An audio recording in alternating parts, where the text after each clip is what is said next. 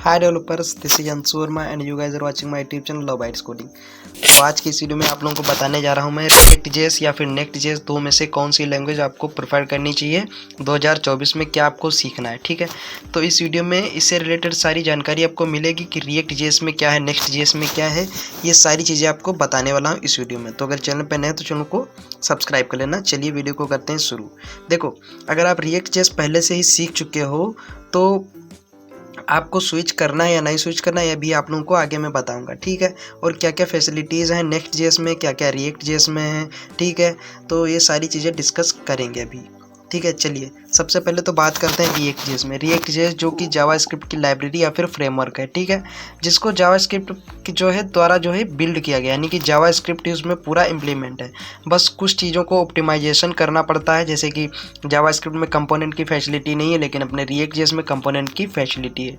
ठीक है, तो उससे क्या एक ये मतलब आपका एक फ़ायदा होता है, जैसे कि मान लो आपने जावास्क्रिप्ट को सीख लिया। ठीक है, तो आपको जावास्क्रिप्ट सीख रहे हो तो उसके साथ में आप कई सारी लैंग्वेजेस इस दौर में, यानी कि इस समय पे आप सीख सकते हो कई सारी चीज़ें।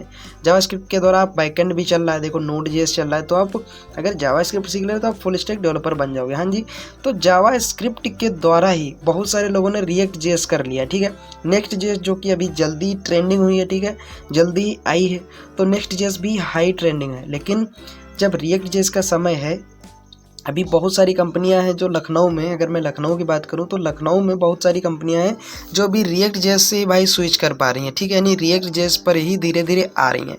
वहीं ट्रेंडिंग में आ गई आपकी नेक्स्ट.जेएस। ठीक है, तो अब कंपनियां भी कन्फ्यूज़न में है, डेवलपर भी कन्फ्यूज़न में कि क्या करना चाहिए। ठीक है, तो देखो सिंपल सी बात है भाई, आप अगर रिएक्ट.जेएस पहले से सीख चुके हो, उसके अगर कॉन्सेप्ट आपको क्लियर हैं, तो क्या करो आप, क्लाइंट साइड रेंडरिंग ये ज़्यादा है रिएक्ट.जेएस। वही नेक्स्ट.जेएस क्या है, सर्वर साइड रेंडरिंग करता है।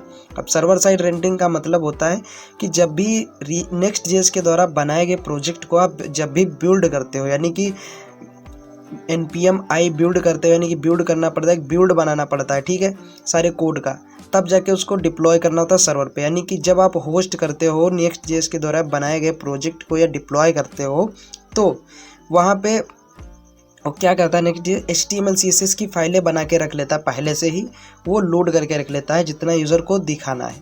यानी कि नेक्स्ट.जेएस के द्वारा बनाए गए वेबसाइट पे या फिर एप्लीकेशन पे अगर आप नेविगेट करते हो तो आपको थोड़ा सा भी वेट नहीं करना पड़ेगा, तुरंत ही जो कुछ भी उस वेबसाइट में आपको दिख जाएगा। ठीक है, वहीं पर रिएक्ट.जेएस का क्या है, रिएक्ट.जेएस क्या है, क्लाइंट साइड का इसका रेंडरिंग रहता है, तो वो क्या करता है, आपको थोड़ा सा टाइम लगेगा उसको, मतलब चीज़ों को लोड करने में। ठीक है, इसीलिए जो है इसका नेक्स्ट.जेएस ज़्यादातर कंपनियां स्विच करें। अब देखो भाई, सब कुछ यूज़र पे मैनेज करता है, यानी यूज़र पे सब कुछ आधार रहता है। क्यों?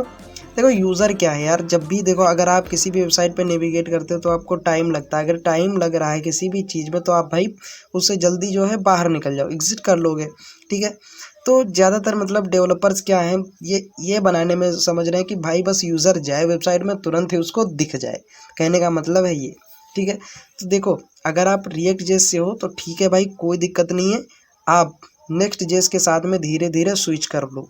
ठीक है, अगर आपकी कंपनी अच्छी आपको सैलरी दे रही है, ठीक है, या मैं ये प्रेफर करूँगा अगर आप एक बिगिनर हो, यानी कि अगर आप एक सीखने के लेवल पे हो, तो आपको क्या करना चाहिए, आपको नेक्स्ट.जेएस सीखनी चाहिए। ये नहीं कि रिएक्ट.जेएस बिल्कुल ना सीखो, रिएक्ट.जेएस भी सीखो, लेकिन आपको नेक्स्ट.जेएस पे ज़्यादा ध्यान देना चाहिए, क्योंकि नेक्स्ट.जेएस का जो है नेक्स्ट लेवल ही चल रहा है, इसीलिए उसको बोला गया नेक्स्ट.जेएस।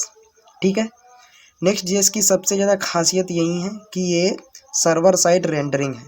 ठीक है, डिप्लॉय होने से पहले ही जब उसको बिल्ड किया जाता है तब वो कोड को HTML CSS की फाइल में रख लेता है, तो आपका एप्लीकेशन चाहे जितना भी मतलब जितना भी आप बड़ा एप्लीकेशन हो, वो लाइट वेट कर देता है, उसको हल्का कर देता है। ठीक है, डिप्लॉय करने के बाद यूज़र को सिंपल तरीके से। अब रिएक्ट.जेएस वहीं पे क्या करता है, रिएक्ट.जेएस की बात करें तो देखो रिएक्ट.जेएस भाई सिंगल पेज एप्लीकेशन है, सभी लोग जानते हैं, SP है, और सबसे मेन कारण इसका यही है, वर्चुअल डॉम है इसमें। तो वर्चुअल डाम देखो, अब वर्चुअल डाम को एक्सप्लेन करने अगर मैं बैठ जाऊँ तो बहुत लंबा वीडियो हो जाएगा, ठीक है। तो आप बस यही सिंपल सा सीखो कि आखिर में रिएक्ट जेएस को ही, आप अगर रिएक्ट जेएस से हो तो नो प्रॉब्लम, क्योंकि अभी बहुत सारी कंपनियां रिएक्ट जेएस को स्विच कर रही हैं, मैंने आपको बता दिया, ठीक है। यहाँ तक अगर रुके हो तो चैनल को सब्सक्राइब जरूर कर लेना। और मेरे और सारे वीडियो हैं, बहुत सारे वीडियो हैं।